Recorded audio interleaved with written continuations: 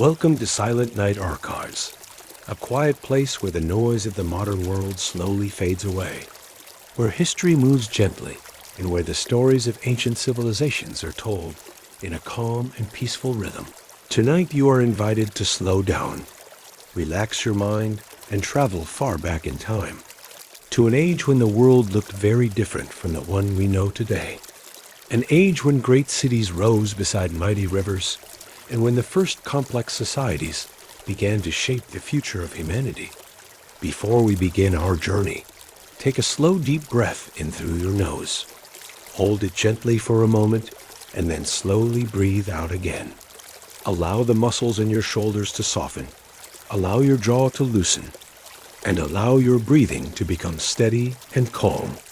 There is nothing you need to accomplish during this time. There are no tasks waiting for you, and no expectations placed upon you. This moment is simply an opportunity to rest your mind while the quiet story of the ancient world unfolds. As you continue listening, you may notice the thoughts of the day slowly drifting away, the constant noise of everyday life becoming softer and more distant. Imagine those thoughts floating away like small clouds across a wide open sky, leaving behind a calm and open space where curiosity and relaxation can gently exist together. Tonight, our journey takes us thousands of years into the past, to a mysterious moment in human history when entire civilizations suddenly began to struggle, when cities that once thrived with trade and culture faced uncertainty and decline, when the ancient world came closer than many people realize to losing much of the progress that had been built over centuries. This story is about a dramatic turning point, often described by historians as the Great Collapse of the Bronze Age, a time when powerful kingdoms, busy trade networks, and flourishing cultures across the Eastern Mediterranean and the Near East experienced sudden and surprising change. It was a period when mighty cities burned, long-distance trade routes disappeared, and once powerful rulers struggled to maintain control over their lands. Yet this moment in history is also surrounded by mystery. Even today, historians and archaeologists continue to debate exactly what caused these ancient societies to falter. Some believe the collapse was caused by waves of migration and conflict. Others point to climate change and long periods of drought that placed enormous pressure on farming communities, while still others suggest that economic stress and the breakdown of trade networks slowly weakened these civilizations until they could no longer sustain themselves. As we move slowly through this story, imagine the world as it appeared more than 3,000 years ago. The warm sun rising over fertile valleys, the sound of merchants calling out in crowded marketplaces, the steady rhythm of farmers working the land beside irrigation canals, and the towering walls of great cities standing proudly against the horizon. These cities were centers of innovation and culture, places where craftsmen shaped bronze tools and weapons, where scribes recorded transactions and stories onto clay tablets, and where rulers governed complex societies that stretched across wide territories. For generations, these civilizations grew stronger and more connected. Trade ships sailed across the Mediterranean carrying copper, tin, textiles, grain, and precious goods from one kingdom to another. Merchants traveled long distances across deserts and coastlines, bringing not only materials, but also ideas and traditions from distant lands. But slowly, almost quietly at first, the stability of this ancient world began to change. Harvests became less predictable in some regions. Long-distance trade grew more difficult, and the political balance between powerful kingdoms started to shift. Small conflicts began to appear along borders and trade routes, creating tension in a world that had once relied heavily on cooperation and exchange. Imagine the uncertainty felt by people living in these cities during those years. Farmers wondering whether the next harvest would be strong enough to support their families. Merchants questioning whether the roads and sea routes would remain safe for travel. Rulers meeting with advisors as they tried to understand the forces reshaping their world. The collapse that followed did not happen in a single moment. It unfolded gradually across decades, spreading from one region to another.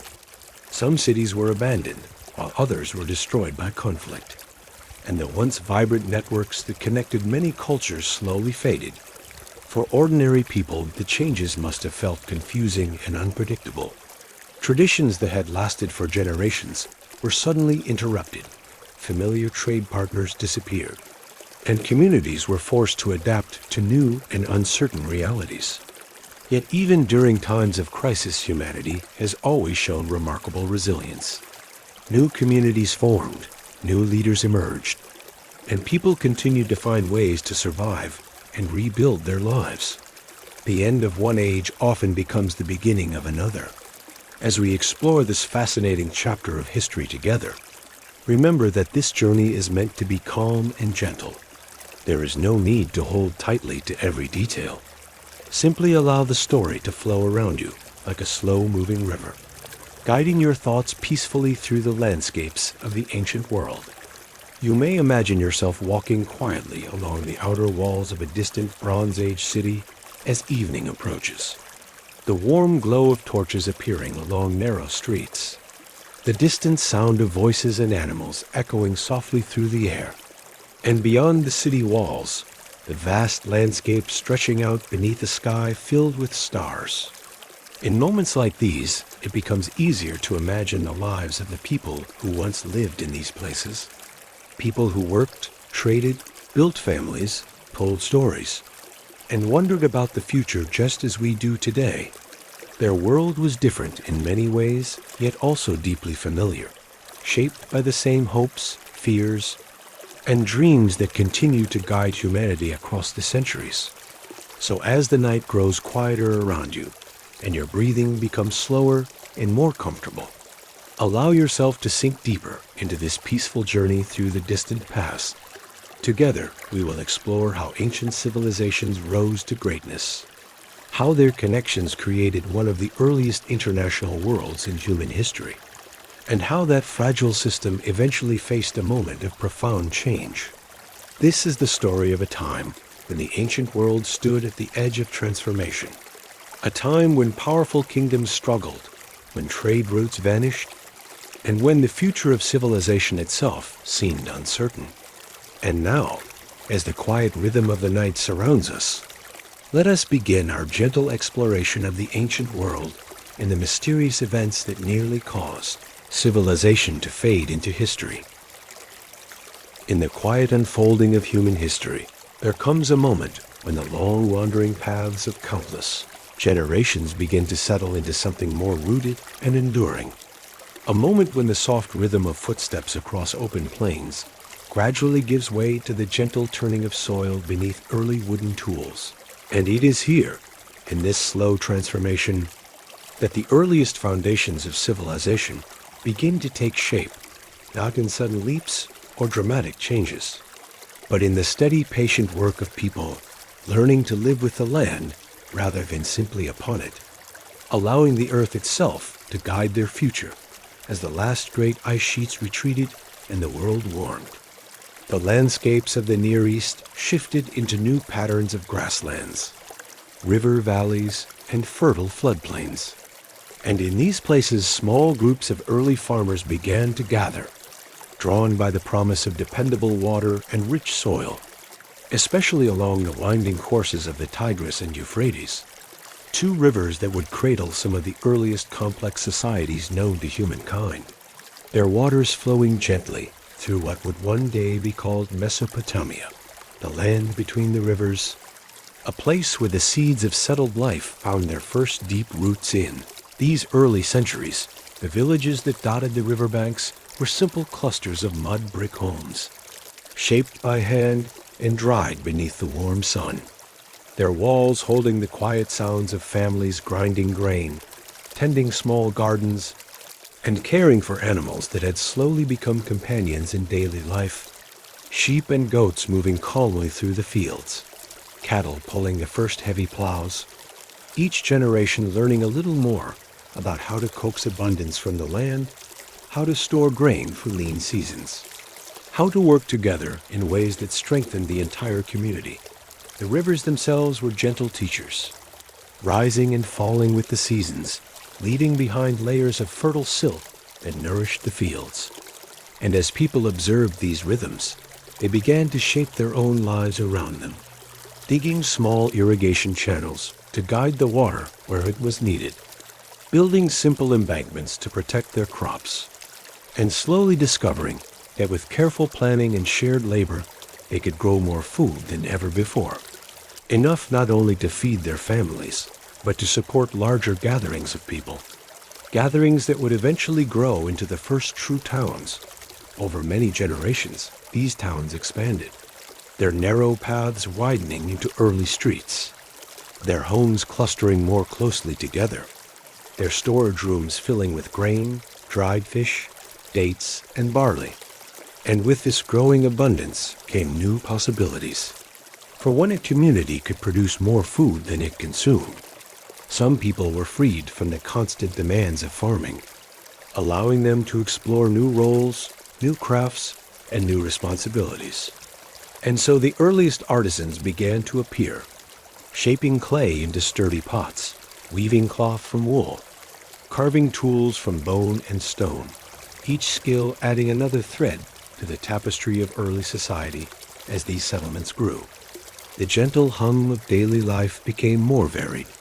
Markets began to form in open courtyards where farmers and craftsmen exchanged their goods, where the soft murmur of voices blended with the rustle of baskets and the clink of early bronze tools. For in time, people learned to combine copper with tin, creating a metal stronger and more durable than anything they had used before. A metal that would shape axes, chisels, and blades. Tools that made work easier and allowed communities to build more efficiently, to carve new forms of beauty,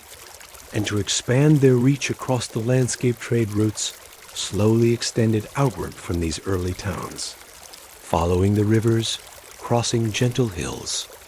and weaving through valleys, connecting distant communities in a network of exchange that carried not only goods but ideas, stories, and knowledge. And as people traveled these paths, they brought with them new seeds, new techniques, and new ways of understanding the world, enriching the lives of those they met and strengthening the bonds between settlements, creating a sense of shared identity that stretched far beyond the boundaries of any single village. In the heart of these growing towns rose the first communal buildings, simple at first, but gradually becoming more elaborate as generations passed, structures that served as gathering places for rituals, for storage, for decision-making, and for honoring the forces of nature that shaped their lives. And over time, these buildings evolved into temples, raised upon platforms of mud brick, their walls decorated with soft patterns pressed into the clay, their courtyards filled with offerings of grain, oil, and small figurines, symbols of gratitude for the rivers that sustained them and the earth that nourished their crops. Within these temples, a new role emerged, that of the early priest or caretaker, someone who tended the sacred spaces, recorded offerings, and helped guide the community through the cycles of the seasons. And as these responsibilities grew more complex, so too did the need for a way to keep track of goods, agreements, and events, leading to one of the most profound developments in human history, the creation of early writing systems, first as simple marks pressed into clay tablets,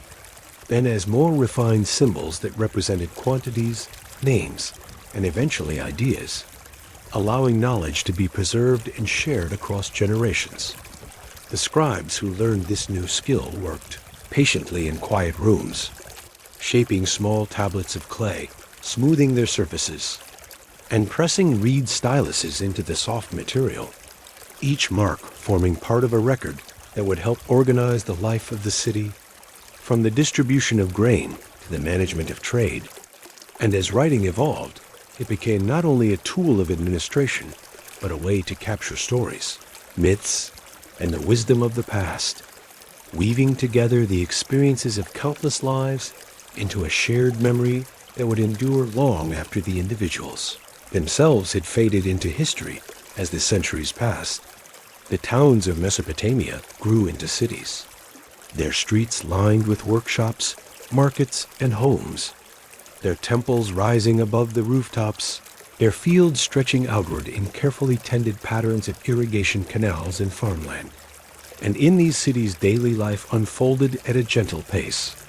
shaped by the rhythms of work, family, and community.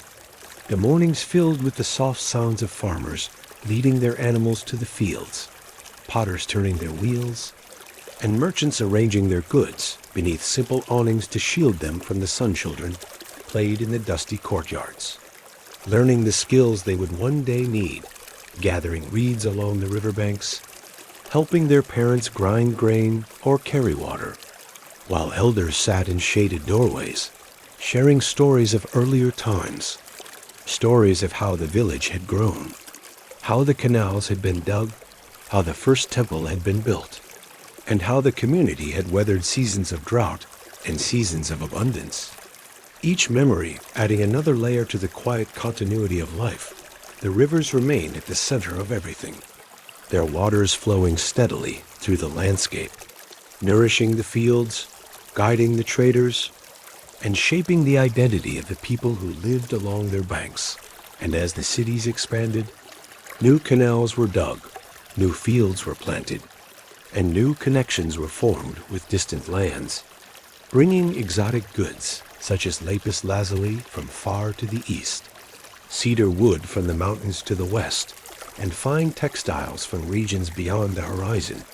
each item carrying with it the quiet echo of another world. Governance, too, began to take shape in these early cities, not through sudden declarations, but through the gradual development of roles and responsibilities. As leaders emerged to help organize labor, manage resources, and settle disputes, their authority grounded in the trust of the community and the shared understanding that cooperation was essential for survival. And over time, these roles became more formal, giving rise to councils, administrators, and early forms of law, all designed to maintain harmony within the growing population. The earliest laws were simple guidelines, shaped by tradition and the needs of daily life. But as cities grew larger and more complex, these rules became more detailed, recorded on clay tablets and stored in temple archives, ensuring that agreements could be remembered and disputes resolved fairly. And in this way, the foundations of governance were laid not through force or conquest, but through the steady recognition that order and cooperation allowed communities to flourish. Huzzahs! The sun set each evening over the wide plains of Mesopotamia. The cities glowed softly in the fading light, their mud brick walls reflecting warm hues of gold and amber, the air filled with the gentle sounds of families preparing their evening meals, the distant lowing of cattle returning from the fields, and the quiet murmur of voices drifting through narrow streets. And in these peaceful moments, the people of the early cities could look upon their world with a sense of continuity, knowing that their efforts were part of something larger than themselves, something that had grown slowly over generations and would continue to grow long after they were gone. The development of civilization in this region was not a single event, but a long unfolding, a gradual weaving together of agriculture, trade, craftsmanship, governance, and belief, each thread strengthening the others, creating a fabric of life that was richer and more resilient than anything that had come before. And as the centuries passed, this fabric expanded, connecting more people, more ideas, and more landscapes, forming the earliest chapters of a story that would shape the future of the ancient world. In the quiet hours of early morning, before the markets opened and the fields filled with workers, the cities rested beneath a soft haze of mist rising from the rivers, the temples standing watch over the sleeping homes, the canals reflecting the pale light of dawn. And in these moments, one could sense the deep continuity of life in Mesopotamia, a continuity built upon the patient labor of countless hands, the gentle flow of water across the land, and the enduring desire of people to build a stable and harmonious world. The rise of these early cities marked a turning point in human history, not because of sudden change, but because of the slow, steady accumulation of knowledge. The careful tending of fields, the quiet shaping of clay, the thoughtful recording of information, and the shared understanding that cooperation allowed communities to thrive. And as these practices spread across the region, they formed the foundation upon which later civilizations would build, carrying forward the legacy of those first farmers, traders, and scribes who shaped the world with patience and care. As we drift gently through this early landscape, imagining the soft glow of oil lamps flickering in simple homes, the rhythmic splash of water flowing through irrigation channels, the calm voices of merchants greeting one another in the morning light, we can sense the peaceful unfolding of a world learning to organize itself, a world discovering the possibilities of settled life, and a world laying the first stones of a path that would lead to the Great civilizations of the ancient Near East. And so, the story of early Mesopotamia continues to flow like the rivers that sustained it, steady and unhurried, carrying with it the memories of the first cities, the first written words, the first shared markets, and the first mints when humanity began to shape its future with intention, cooperation, and quiet determination. A story that invites us to listen, to imagine, and tourist in the gentle rhythm of a world slowly awakening to its own potential, in the gentle unfolding of time, long after the first cities of Mesopotamia had risen from the riverbanks and settled into their steady rhythms. The ancient world entered an age of connection, unlike anything that had come before, an age in which distant kingdoms, separated by mountains, deserts, and seas, found themselves linked through quiet networks of trade, diplomacy, and shared understanding, creating a tapestry of relationships that stretched across the eastern Mediterranean and the Near East, weaving together the lives of countless people in ways both subtle and profound. As the late Bronze Age dawned, the great powers of the region stood like calm pillars along the horizon, each shaped by its own landscapes and traditions, yet each increasingly aware of the others.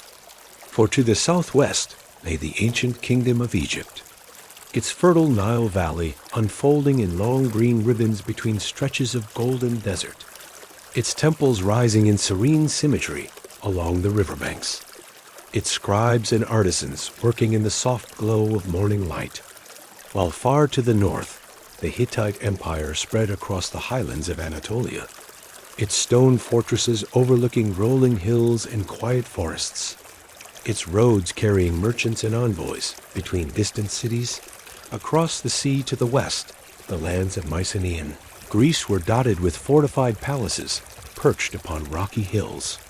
their walls built of great stones that seemed to hold the memory of the earth itself. And to the east, the kingdoms of Mesopotamia continued to thrive along the Tigris and Euphrates, their cities filled with the familiar sounds of markets, workshops, and temples, their scribes shaping clay tablets with the same patient care that had guided their ancestors for centuries. All of these lands forming a constellation of civilizations, each shining with its own light, yet all connected by the gentle currents of exchange. The Mediterranean Sea, calm and shimmering beneath the sun, became a vast pathway for ships that carried goods and stories from one shore to another, their wooden hulls creaking softly as they moved with the wind, their sails billowing like quiet breaths against the sky. And aboard these vessels, merchants traveled with baskets of goods, jars of oil, bundles of textiles, and ingots of copper and tin, the essential ingredients of bronze, a metal that shaped tools, weapons, and ornaments across the entire region. And because copper and tin were rarely found together, long routes were needed to bring them into harmony, routes that stretched from the mountains of Anatolia to the deserts of the Levant, from the islands of Cyprus to the distant lands beyond the horizon in the harbors of coastal towns. The arrival of a ship was a peaceful event, marked not by noise or urgency, but by the slow gathering of workers who helped guide the vessel to shore, their feet moving across wooden docks warmed by the sun, their hands steady as they secured ropes and lowered ramps. And as the cargo was unloaded, the air filled with the soft sounds of conversation, the rustle of woven sacks, and the gentle clink of metal against wood, creating a rhythm that blended seamlessly with the lapping of waves. Against the shore markets near these ports were places of calm activity, where merchants from distant lands arranged their goods beneath simple awnings, displaying textiles dyed in soft hues, carved ivory from faraway regions, jars of fragrant oils, and small ingots of precious metals, each item carrying with it the quiet story of its journey. And as buyers moved slowly through the stalls, examining the goods with thoughtful care, the atmosphere remained unhurried, shaped by the understanding that trade was not merely an exchange of objects, but a meeting of worlds. A gentle weaving together of cultures and ideas. Diplomats, too, traveled these routes, carrying letters written on clay tablets or sheets of papyrus, messages from one king to another, messages that spoke of friendship, alliances, marriages, and the steady maintenance of peace. And these letters, written in elegant scripts by skilled scribes, were often accompanied by gifts meant to honor the recipient. Gifts such as fine linen from Egypt, intricately carved vessels from the Aegean, or carefully crafted metalwork from Anatolia, each offering a symbol of goodwill and mutual respect in the royal palaces where these letters were received. Scribes worked in quiet chambers, reading the messages aloud to their rulers, recording responses, and storing the tablets in archives where they would remain for generations. And in these spaces, the air was filled with the soft scratching of styluses, the gentle murmur of voices discussing matters of diplomacy, and the calm footsteps of attendants moving through long corridors lined with painted walls and carved doorways, all contributing to the serene atmosphere of international communication across the region. The landscapes themselves shaped the rhythms of life, from the fertile floodplains of Egypt, where farmers tended their fields in the predictable cycle of the Nile's rise and fall, to the rugged highlands of the Hittite Empire, where herders guided their flocks across rolling pastures, to the sunlit islands of the Aegean, where olive groves and vineyards stretched across terraced hillsides, each environment offering its own quiet beauty, its own steady pulse that guided the daily lives of the people who lived there. In the cities of Mesopotamia, the familiar patterns of life continued much as they had for centuries, with markets bustling gently in the morning light, canals carrying water through the fields, and temples rising above the rooftops, their courtyards filled with offerings and the soft footsteps of priests tending to their duties. While in the workshops, artisans shaped bronze tools, carved stone seals, and wove textiles that would travel far beyond the city walls, carried by merchants who followed the winding routes that connected one kingdom to another. As these networks grew stronger, the world of the late Bronze Age became a place of remarkable interconnectedness, where a jar of oil pressed in the Levant might find its way to a palace in Anatolia, where a Mycenaean pot might be discovered in a home along the Nile, where a letter written in Akkadian, the diplomatic language of the time, might travel hundreds of miles to reach a distant king, and where ideas about art, religion, and governance flowed gently from one culture to another, shaping the development of each in subtle ways. Yet even as this world flourished, small signs of change began to appear, not in sudden or alarming ways, but in quiet shifts that were easy to overlook, shifts that hinted at the delicate balance upon which this interconnected system rested. For in some regions, the harvests became slightly less predictable, the rains arriving a little later than expected, or the rivers carrying a little less water. And in other places, the movement of people across the landscape grew more noticeable, groups traveling from distant lands in search of new opportunities, their presence adding new layers to the already complex tapestry of the region along. Certain trade routes merchants began to speak softly of delays, of caravans that had taken longer than usual to arrive, of ships that had been forced to alter their course due to changing winds or shifting political landscapes. And in some border regions, small disputes arose between neighboring kingdoms, not yet serious enough to disrupt the peace, but enough to remind rulers that alliances required constant attention,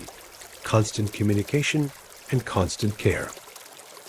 In the palaces where kings received their envoys, the letters that arrived sometimes carried subtle hints of concern, gentle requests for additional grain shipments, quiet mentions of unrest in distant provinces, or polite inquiries about the movements of neighboring peoples. And while these messages were handled with the same calm diligence as always, they added a faint undercurrent of uncertainty to the otherwise steady rhythm of international diplomacy in the ports where ships arrived from across the sea. The workers who unloaded the cargo sometimes noticed that certain goods were becoming less common, that shipments of tin were arriving in smaller quantities, or that merchants from particular regions were visiting less frequently than before. And though these changes were not yet cause for alarm, they suggested that the vast network of trade that connected the late Bronze Age world was beginning to feel the strain of forces that lay beyond the horizon still. Daily life continued with its familiar calm, for in the markets people continued to buy and sell.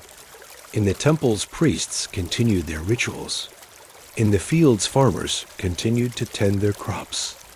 And in the workshops, artisans continued to shape the materials that had sustained their communities for generations. And for most people, the world felt as stable and interconnected as ever. A world in which distant kingdoms communicated through letters and gifts, in which ships crossed the sea with steady regularity, and in which the great powers maintained a delicate but enduring balance as the sun set over the Mediterranean, casting a warm glow across the water.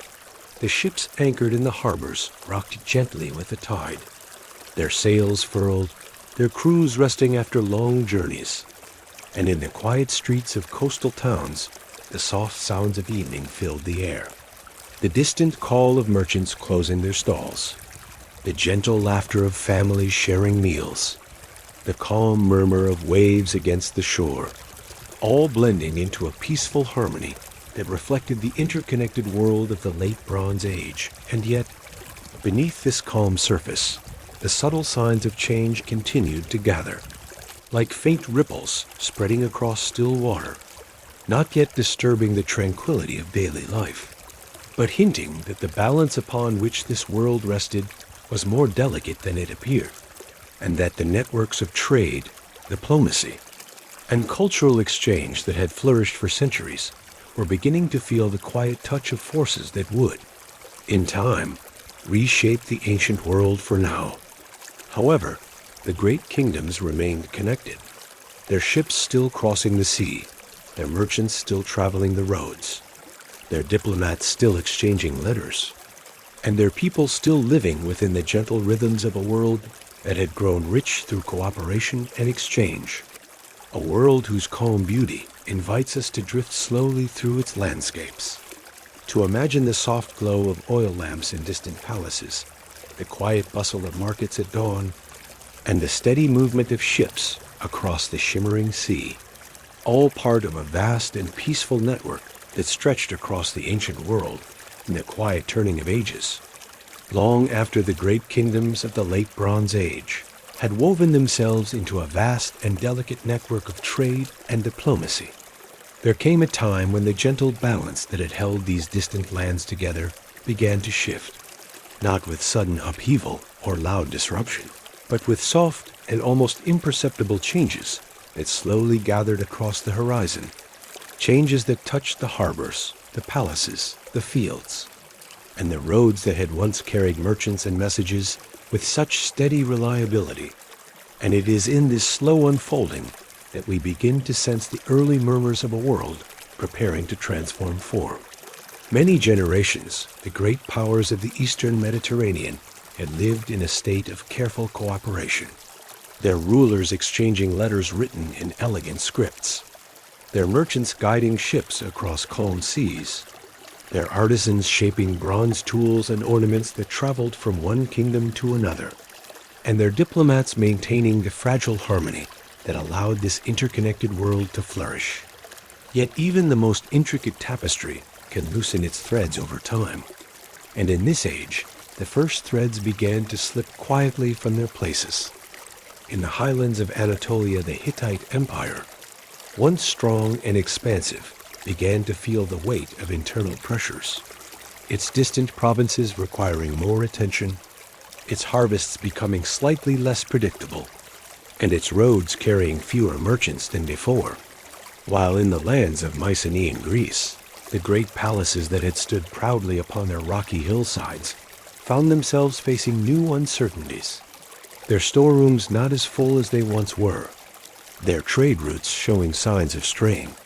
and their rulers receiving messages that spoke of small disturbances along the coasts and shifting alliances among neighboring communities farther south in the fertile valley of the Nile.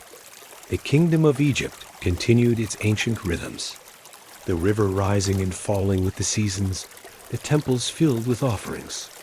and the scribes recording the affairs of the state with their usual care. Yet even here subtle signs of change began to appear, for the pharaohs received reports of unrest in distant territories, of caravans delayed along the desert routes, and of ships that had failed to arrive at their expected time. And though these messages were handled with calm diligence, they added a faint sense of unease to the otherwise steady flow of daily life on the coastlines of the Levant, where bustling ports had once welcomed ships from across the sea. The harbors grew quieter, not empty, but less lively than before. The familiar creak of wooden hulls and the soft calls of sailors replaced by longer stretches of stillness, as merchants waited for vessels that did not appear on the horizon, their eyes scanning the gentle waves for signs of sails that had once been so dependable. And in the markets, the absence of certain goods became noticeable, with fewer ingots of tin arriving from distant lands and fewer luxury items making their way into the stalls. The inland cities of Mesopotamia, where scribes had long recorded the steady flow of trade and tribute, the clay tablets began to reflect a different rhythm, one marked by requests for additional grain shipments, notes about delayed caravans, and quiet concerns about the movements of people along the borders. And though life continued with its familiar patterns, the administrators who oversaw the distribution of resources found themselves working with greater caution, aware that the stability of their cities depended on the delicate balance of supply and demand across the region. Farmers faced seasons that were slightly more challenging than before, with rains that arrived later or not at all, with fields that required more effort to cultivate,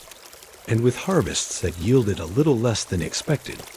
And while these difficulties were not yet severe, they added to the growing sense that the world was shifting in subtle ways, that the dependable cycles of nature were becoming less predictable, and that the communities who relied on the land would need to adapt to these quiet changes. It was during this time that new groups of people began to appear along the edges of the eastern Mediterranean, traveling by land and by sea, their origins not clearly known, their movements steady and persistent. And though they would later be remembered as the Sea Peoples, in these early moments they were simply unfamiliar faces arriving in places where they had not been seen before, their presence noted by coastal communities who watched their ships approach with curiosity and caution, their sails catching the light as they moved across the water with a calm but purposeful rhythm. At first, these encounters were limited, small groups landing along the shores, seeking resources or new opportunities. But as the years passed, their movements became more frequent, and reports began to reach the rulers of the great kingdoms, carried by envoys who traveled long distances to deliver their messages, describing unfamiliar ships near the coast, settlements disrupted by sudden arrivals, and trade routes that had become less secure. And though these reports were delivered with respectful calm, they added another layer to the growing sense of uncertainty that touched the region in the palaces of Egypt. The pharaohs listened to these messages with thoughtful attention, their advisors discussing the best ways to strengthen the borders and protect the coastal towns. While in the Hittite capital, the rulers considered how to maintain stability in their northern and western territories, where the movements of new peoples were becoming more noticeable. And in the Mycenaean world, the palace administrators recorded signs of unrest in their tablets, noting that certain regions were becoming more difficult to manage, that some communities were requesting additional support, and that the once steady flow of goods from abroad was beginning to falter along the trade routes that crossed the mountains and deserts. Merchants who had once traveled with confidence now moved with greater caution, their caravans smaller, their journeys slower, and their conversations filled with quiet speculation about the changes they observed. The empty stretches of road where they had once met fellow travelers, the inns that no longer bustled with activity, and the distant towns that seemed more isolated than before, their markets quieter, their storerooms less full, their leaders more concerned about the future. In the coastal cities, where ships had once arrived with predictable regularity, the harbors grew still, the wooden docks creaking softly in the breeze, the warehouses holding fewer goods, and the workers spending long hours waiting for vessels that did not appear, their days marked by the gentle rhythm of waves against the shore and the quiet conversations of people wondering when the next ship might come, and whether the world beyond the horizon was changing in ways they could not yet fully understand. Diplomatic messages, once exchanged with a sense of routine, began to carry a different tone, the letters written in careful language that hinted at growing concerns, requests for assistance, inquiries about the movements of unfamiliar groups, and expressions of hope that the long-standing alliances would remain strong in the face of these new challenges. And in the archives where these tablets were stored, the scribes who recorded them sensed the shift in the air, aware that the world they documented was becoming more complex, more uncertain, and more fragile. In the countryside, farmers continued their work with quiet determination, tending their fields, guiding their animals, and watching the skies for signs of rain. Yet even they could feel the subtle changes. The soil not as rich as before, the rivers carrying slightly less water, the seasons shifting in ways that made their tasks more difficult. And though they adapted as best they could, their lives were touched by the same gentle pressures that affected the great kingdoms. Pressures that hinted at a world slowly moving toward a new and unfamiliar. Chapter cities began to strengthen their defenses, not in haste or fear, but with a calm recognition that the times were changing. Their walls repaired, their gates reinforced, their watchtowers manned with greater care, and in the evenings, the soft glow of torches along the ramparts reflected the quiet vigilance of communities preparing for uncertainties they could sense but not yet fully define,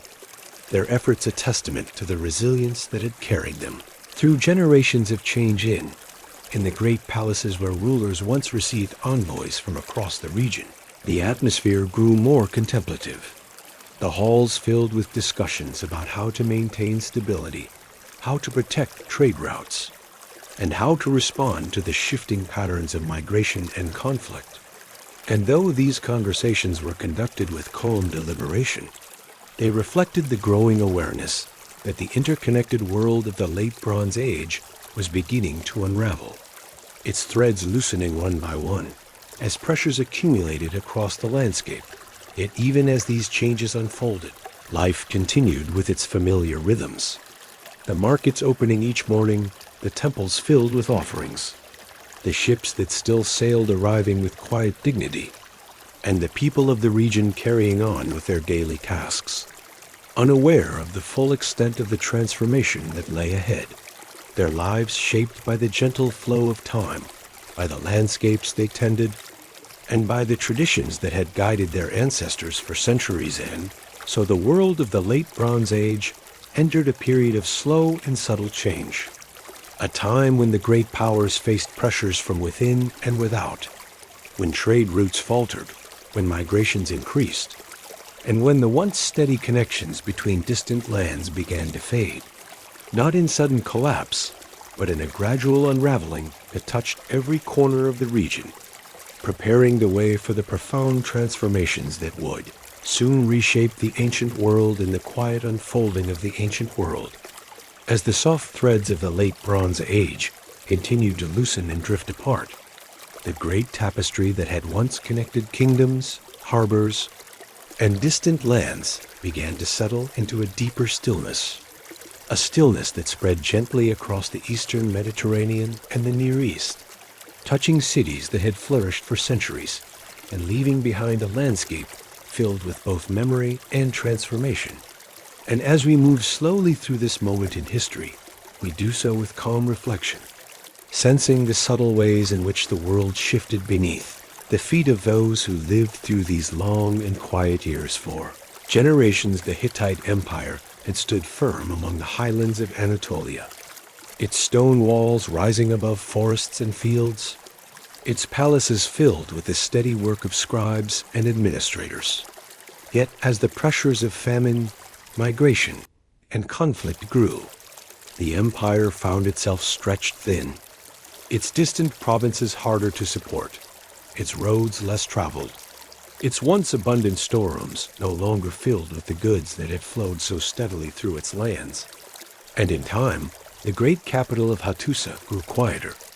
its courtyards echoing with fewer footsteps, its archives receiving fewer messages,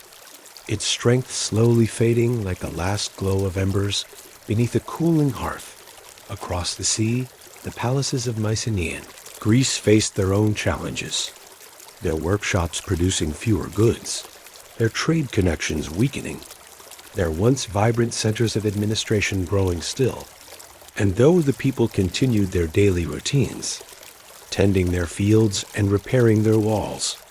the subtle signs of change were unmistakable.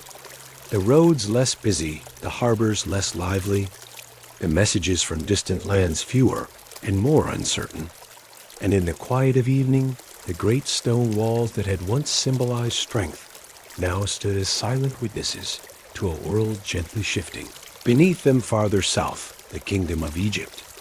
long a beacon of stability along the fertile banks of the Nile, felt the distant tremors of change as well, its borders requiring greater vigilance, its grain shipments stretched to support regions under strain,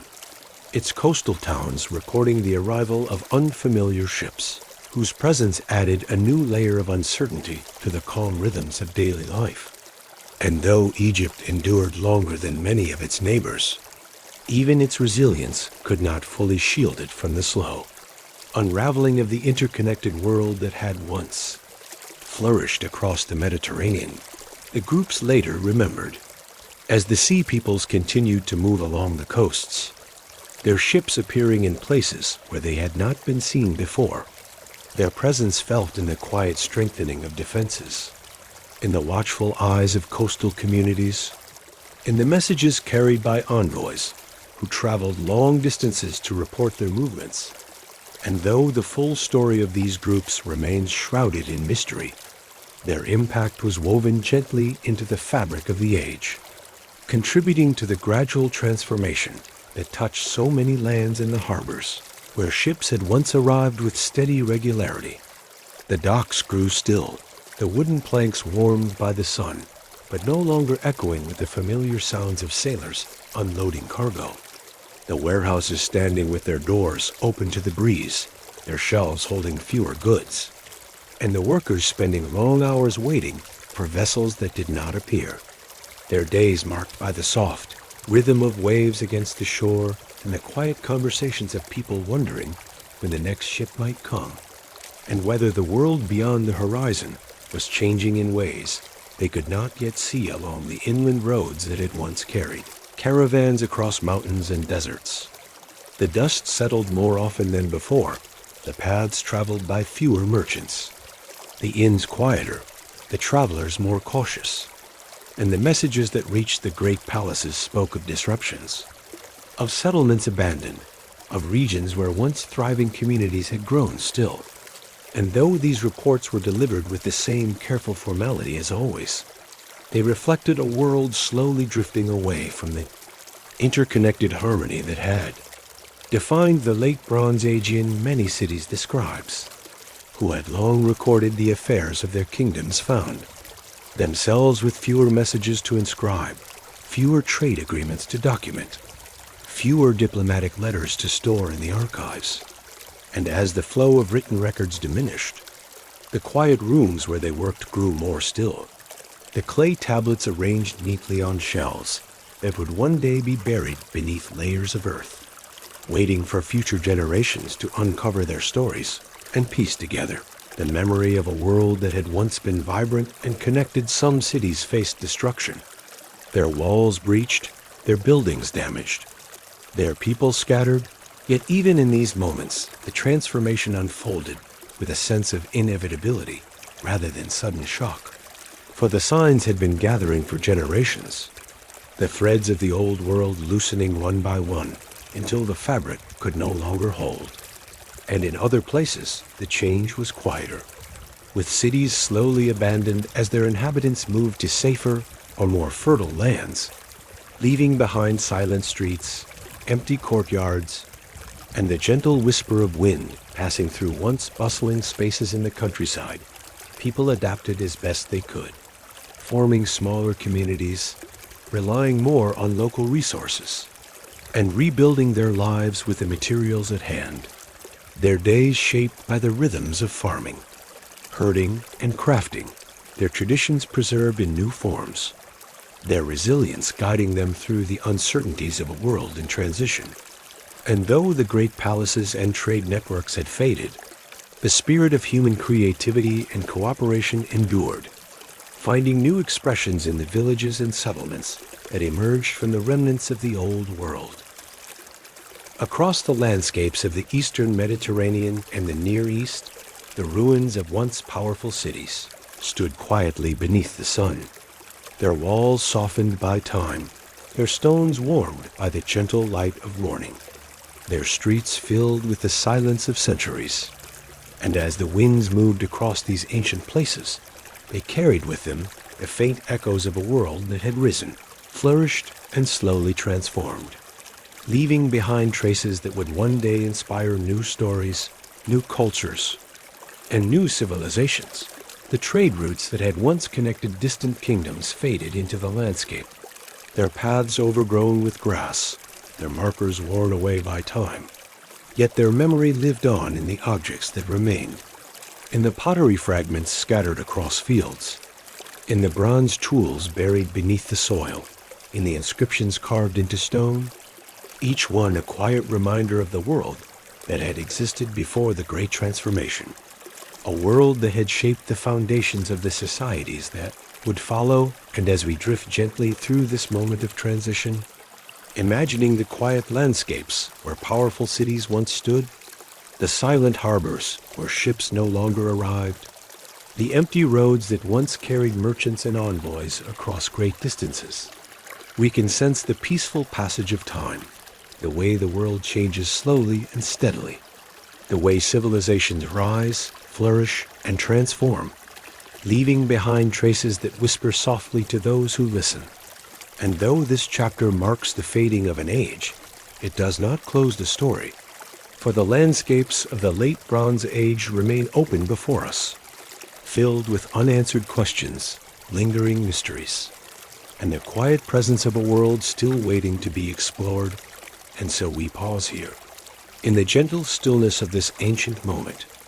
knowing that the story of the Bronze Age continues to stretch out before us like a calm horizon, inviting us to return whenever we wish, to wander again among the ruins and the memories, to listen to the soft echoes of a world that has not yet finished speaking,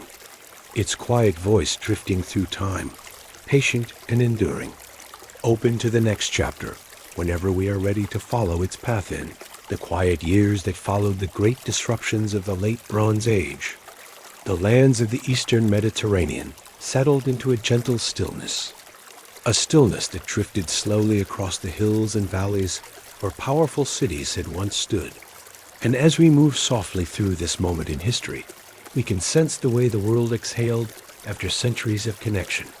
Its long networks of trade and diplomacy fading into silence as communities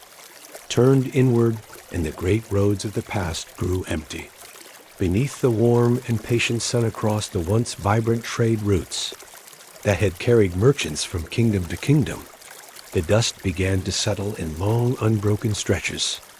the sound of hooves and wheels replaced by the quiet rustle of wind moving through dry grasses. And the markers that had guided travelers for generations slowly wore away, their carved symbols softened by time, their stones leaning gently as though bowing to the passing of an age. And along these forgotten paths, small clusters of wildflowers grew, or caravans that once paused to rest, their delicate petals swaying in the warm breeze as though whispering to the memory of journeys long passed in, the harbors that had once welcomed ships from distant lands. The wooden docks stood in stillness, their planks warmed by the sun, but no longer echoing with the familiar rhythm of sailors unloading cargo. The ropes that had once held vessels in place now coiled neatly and untouched, the warehouses standing with their doors open to the quiet air,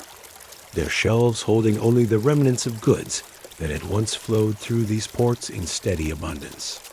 And the gentle sound of waves lapping against the shore became the dominant voice of places that had once been alive with trade and conversation, their silence stretching softly across the water. The great roads that had connected the kingdoms of the Bronze Age grew quieter with each passing season,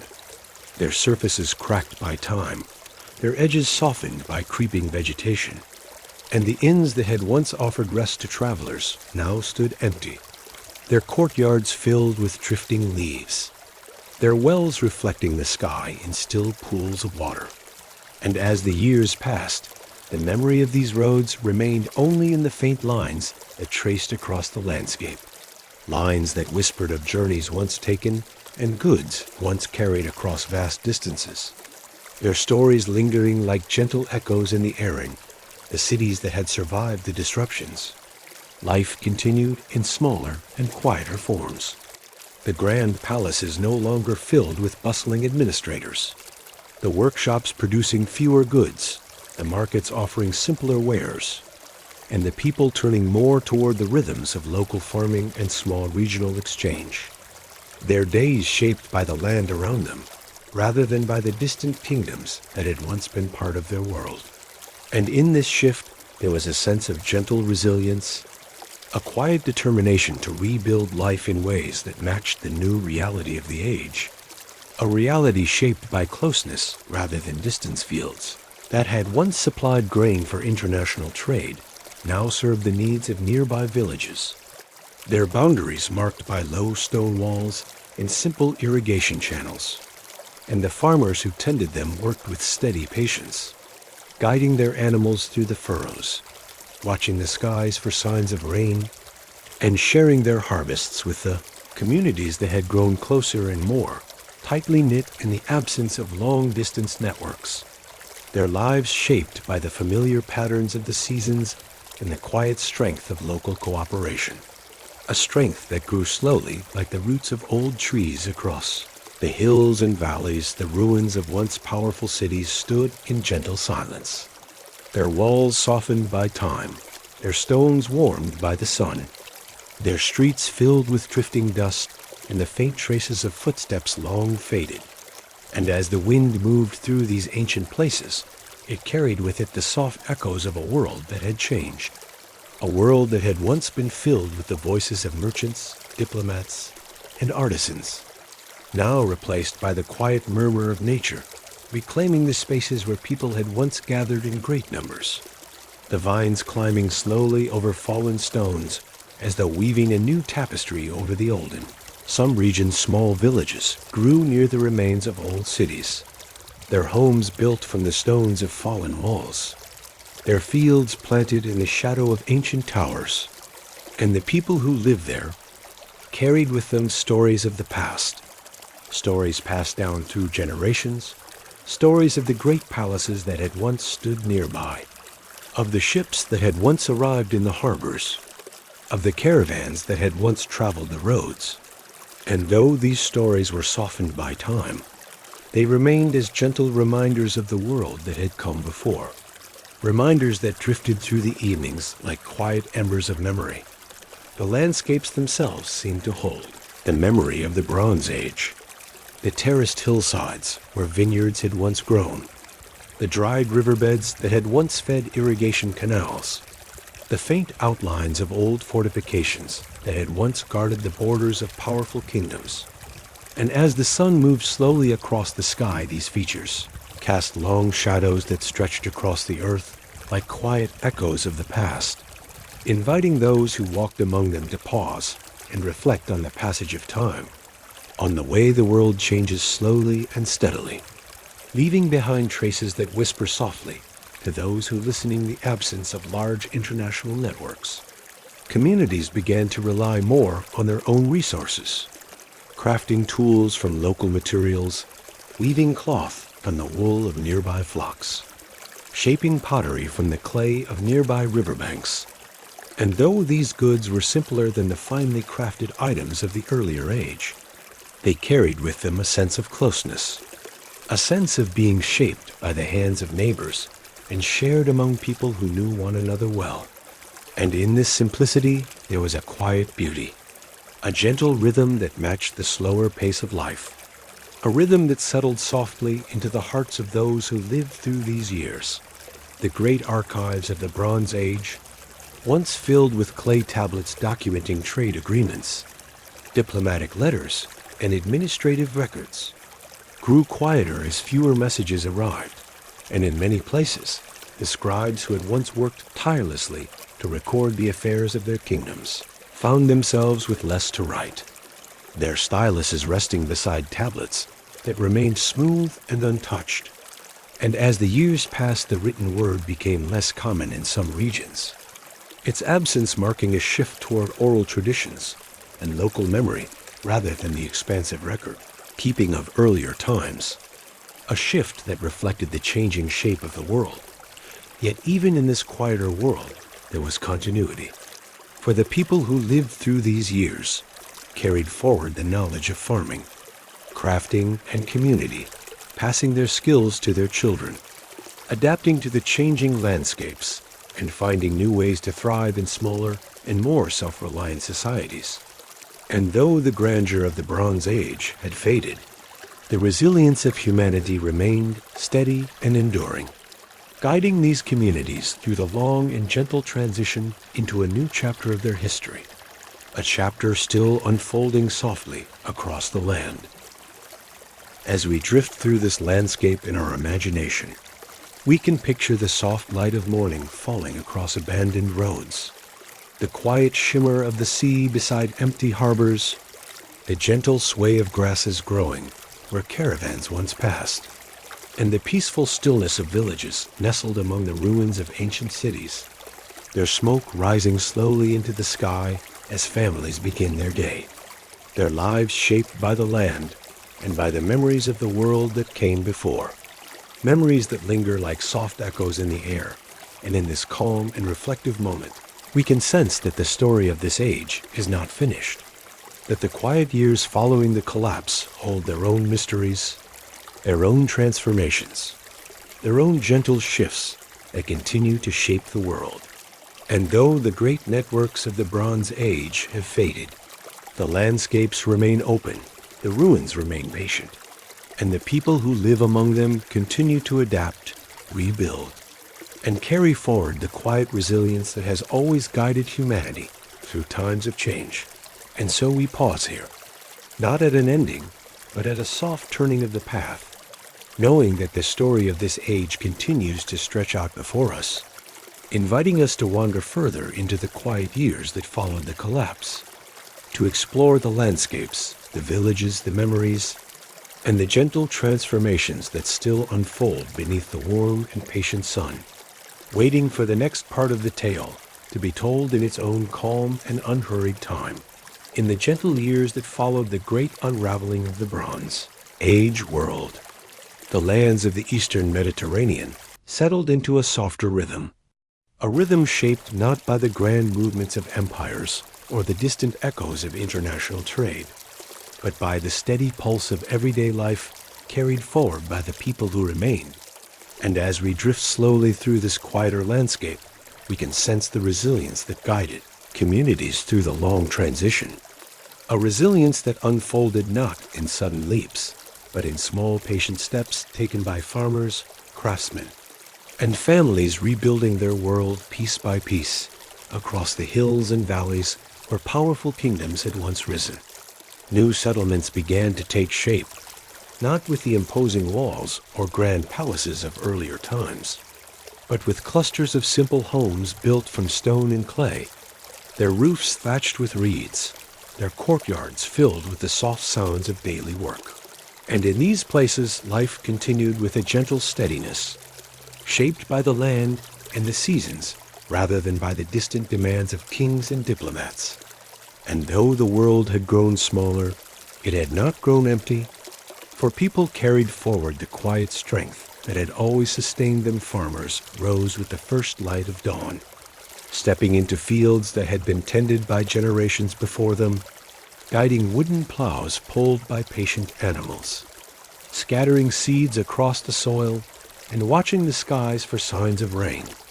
Their movements slow and familiar, their knowledge passed down through stories and practice rather than written records. And as the crops grew, they tended them with care, knowing that their harvests would feed not distant markets, but the families and neighbors who lived nearby, creating a sense of closeness that had been less common in the age of great empires. Craftsmen, too, found new purpose in this quieter world,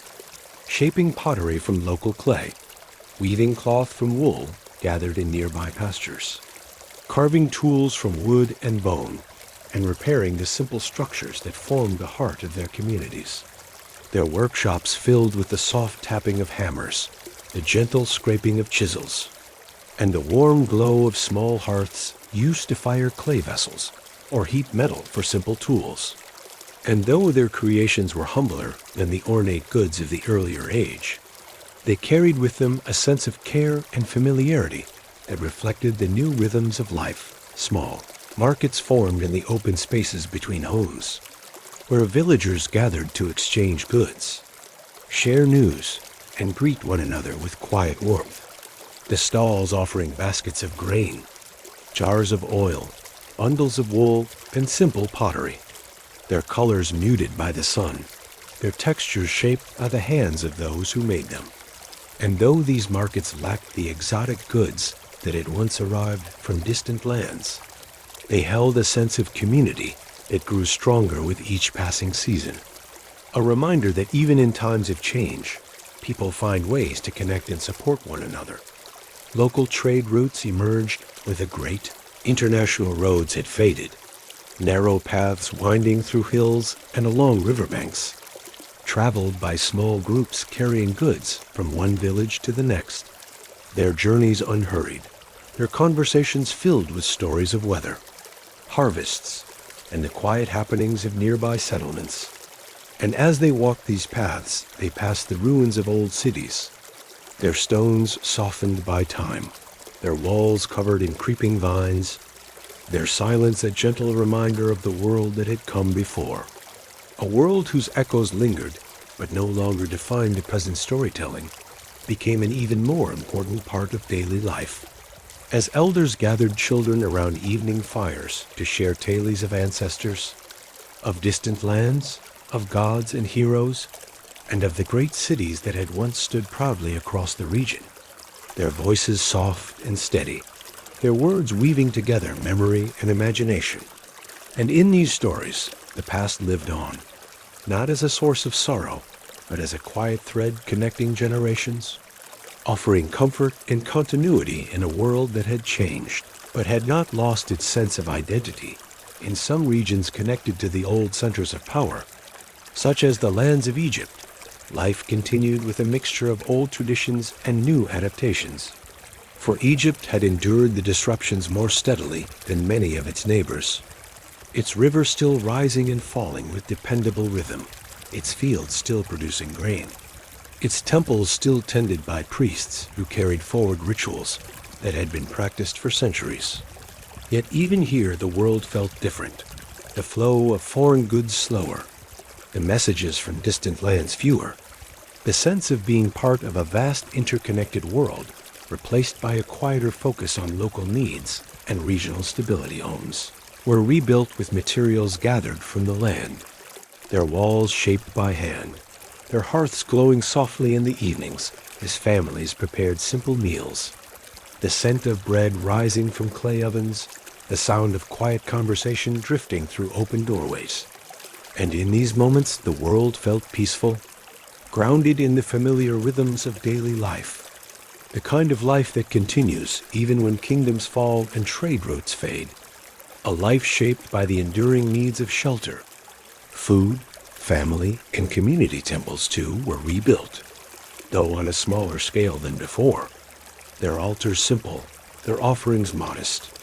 their rituals carried out with quiet devotion. And in these sacred spaces, people found comfort,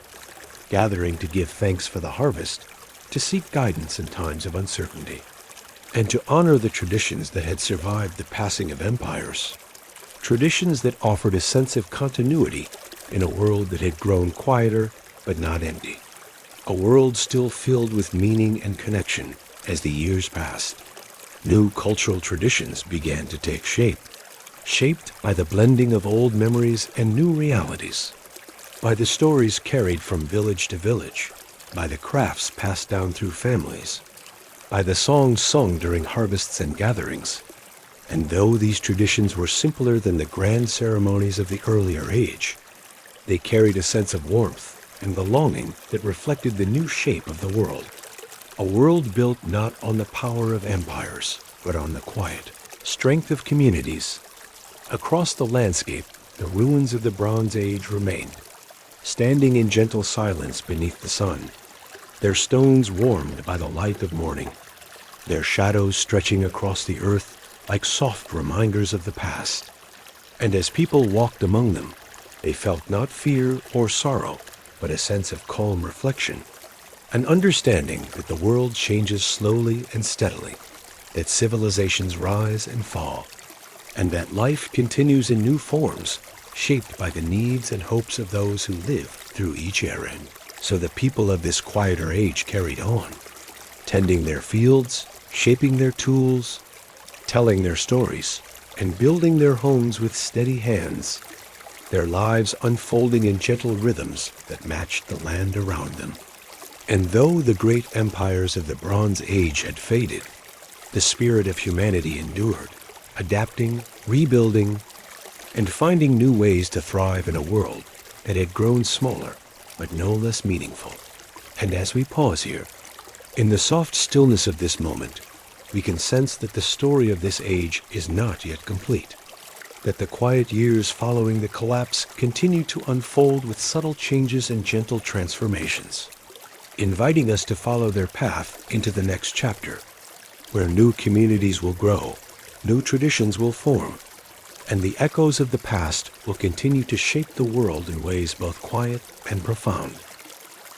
In the soft and unhurried passing of centuries after the great disruptions of the late Bronze Age, the lands of the Eastern Mediterranean settled into a deep and gentle stillness, a stillness that drifted across valleys and coastlines, across the ruins of once powerful cities, and across the quiet fields where new generations built their lives. And as we move slowly through this final chapter, we can sense the way history moves in long cycles, rising and falling like the steady breath of the earth itself, shaping the world with a patient hand that never rushes and never truly stops,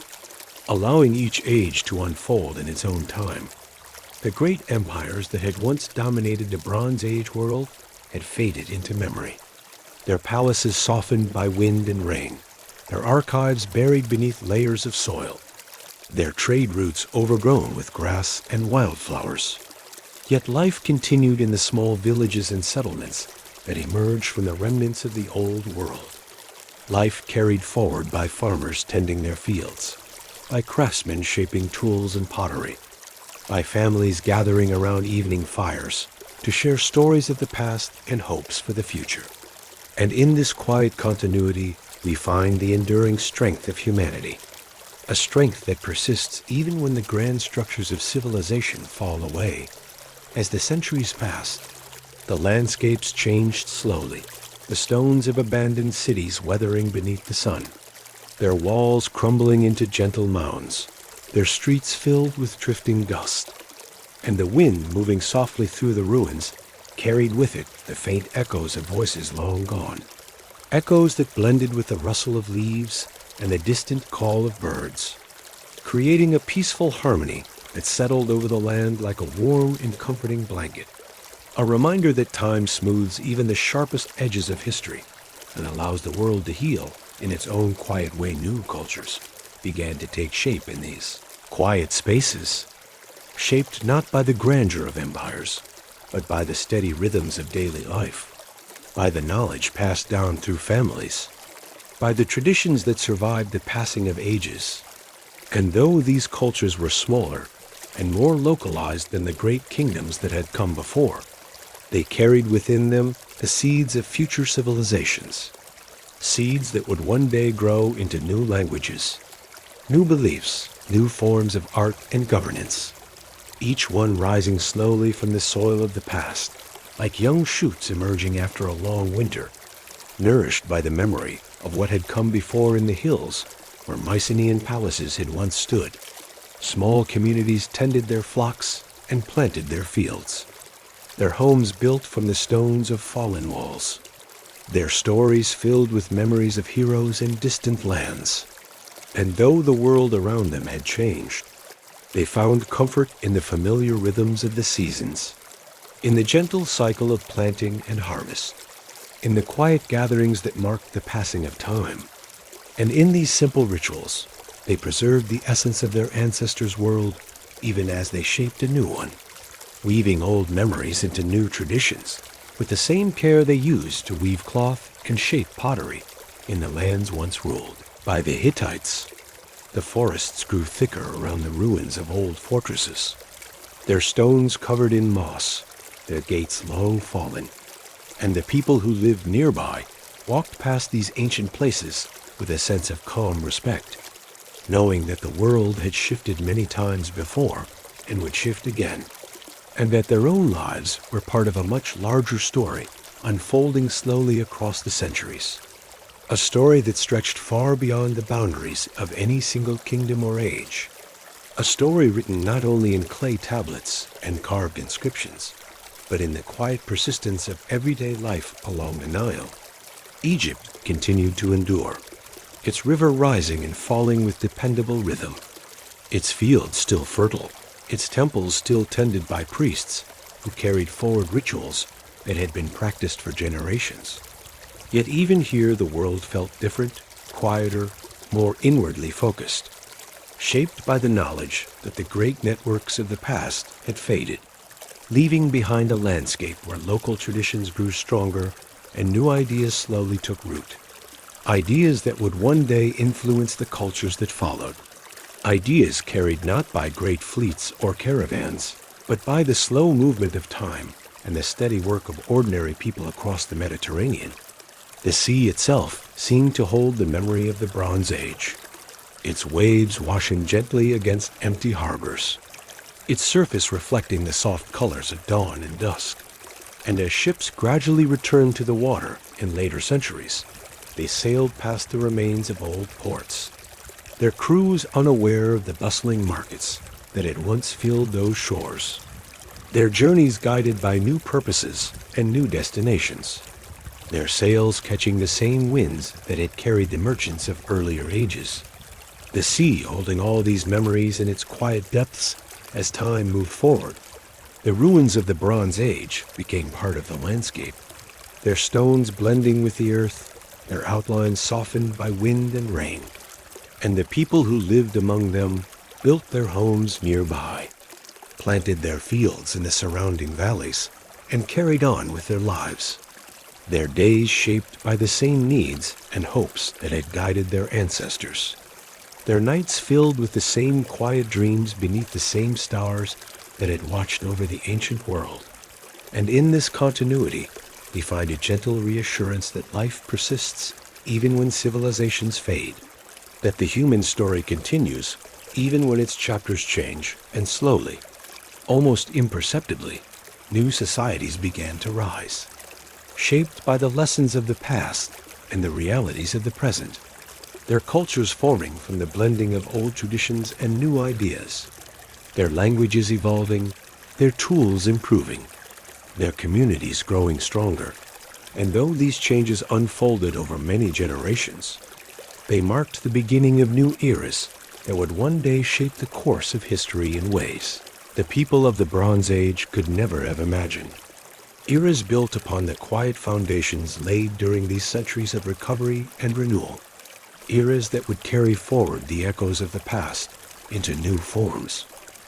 As we drift through this long and gentle transformation, we can imagine the centuries passing like soft waves, each one washing quietly over the land, carrying away the remnants of the old world and leaving behind the foundations of the new. And in this slow passage of time, we find a sense of peace, a reminder that history does not move in straight lines, but in cycles, rising and falling, expanding and contracting, always changing, yet always carrying forward the echoes of what came before, echoes that linger in the stones, in the soil, and in the stories passed from one generation to the next, whispers of memory carried on the wind. The ruins of the Bronze Age remained as silent witnesses to these cycles, their stones warmed by the sun,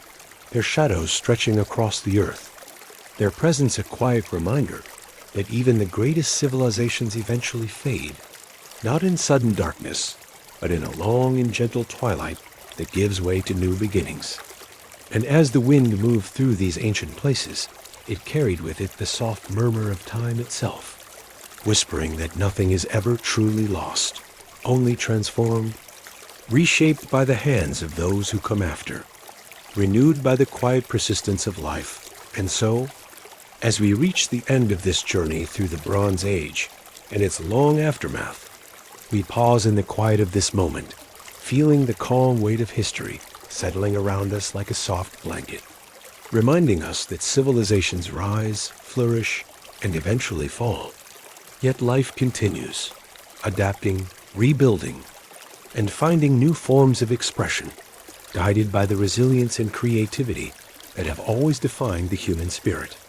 A spirit that endures through every age, carrying forward the light of memory even in the darkest times. And now, as the final light of this ancient world fades gently into the distance, allow the calm of these landscapes to settle softly in your thoughts. Let the quiet ruins rest beneath the warm sun of memory. Let the slow passage of centuries guide you into stillness, and allow yourself to drift gently into rest, carried by the peaceful rhythm of history's long and enduring breath, knowing that the story continues, always moving, always unfolding, always waiting for those who listen in the quiet of the night. In the gentle quiet that settles over the ancient world as our long journey draws to a close, we find ourselves drifting slowly across the landscapes of history, moving softly through the memories of civilizations that rose from riverbanks and coastlines, flourished beneath warm suns, and eventually faded into the calm embrace of time. And as we look back across the vast tapestry we have explored together, we can sense the slow and steady rhythm that guides the rise and fall of human societies. A rhythm as natural and enduring as the turning of the seasons or the movement of the tides. We began our journey in the earliest days of settled life, when small farming communities took root along the fertile banks of the Tigris and Euphrates, when the first irrigation channels were carved into the earth, when the earliest temples rose from mud-brick foundations, and when writing emerged as a quiet miracle of clay and reed, allowing people to record their harvests, their stories, and their hopes for the future. And from these humble beginnings, the first cities grew, their streets filled with the soft sounds of markets, workshops, and daily life unfolding beneath the gentle light of the ancient sun. We followed the slow expansion of trade and diplomacy across the eastern Mediterranean, watching as ships crossed calm waters carrying copper, tin, oil, grain, and fine textiles, as merchants traveled along dusty roads linking distant kingdoms, as scribes exchanged letters between great rulers, and as the world of the late Bronze Age became a vast and interconnected network of cultures, each one contributing its own traditions, its own beliefs, its own quiet beauty to the shared story of humanity. We drifted through the palaces of Mycenaean Greece, the fortresses of the Hittite Empire, the temples of Egypt, and the bustling ports of the Levant, imagining the gentle rhythm of daily life in a world held together by cooperation and exchange, a world where distant lands felt closer than ever before, connected by the steady movement of ships and caravans, by the careful work of diplomats, and by the shared desire for peace and prosperity. And then, as the centuries turned, we felt the subtle tremors of change, the quiet signs that the great system was beginning to strain beneath the weight of famine, migration, and shifting alliances. And we watched as the sea peoples appeared along the coasts, as trade routes faltered, as messages grew more urgent, and as the once vibrant world of the late Bronze Age slowly began to unravel, not in sudden chaos, but in a long and gentle twilight that touched each kingdom in its own way. We moved through the aftermath of this great transformation, wandering among the silent harbors where ships no longer arrived, the empty roads where caravans once traveled, the quiet ruins of cities that had stood for centuries, and the small villages that grew in their shadows. And we saw how people adapted with patience and resilience, turning inward, relying on local fields and local crafts, rebuilding their lives with steady hands and quiet determination, carrying forward the knowledge of their ancestors, even as the world around them changed. We watched as new traditions took shape, as stories were passed from one generation to the next, as pottery was shaped from local clay, as fields were planted and harvested, as temples were rebuilt on smaller scales, and as communities found comfort in the familiar rhythms of daily life, creating new cultures from the remnants of the old, cultures that would one day form the foundations of future civilizations.